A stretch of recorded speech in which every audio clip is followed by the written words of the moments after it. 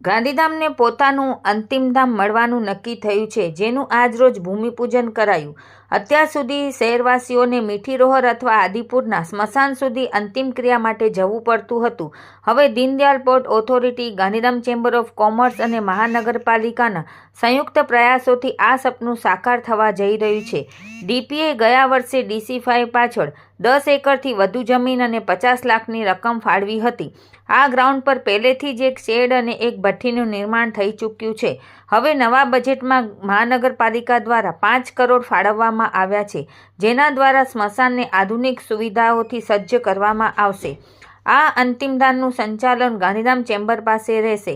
ખાસ વાત એ છે કે લાકડાનું પ્રમાણ અને ખર્ચ પણ નક્કી કરી આપવામાં આવ્યો છે. દરેક મૃતદેહ માટે 10 મણ લાકડા મનપા દ્વારા આપવાનું રહેશે, જેનું પ્રતિમણ ₹150ની દરે ચૂકવણી થશે. પ્રોજેક્ટની અંદાજિત કિંમત ₹8 થી 10 કરોડ વચ્ચે ગણાય છે.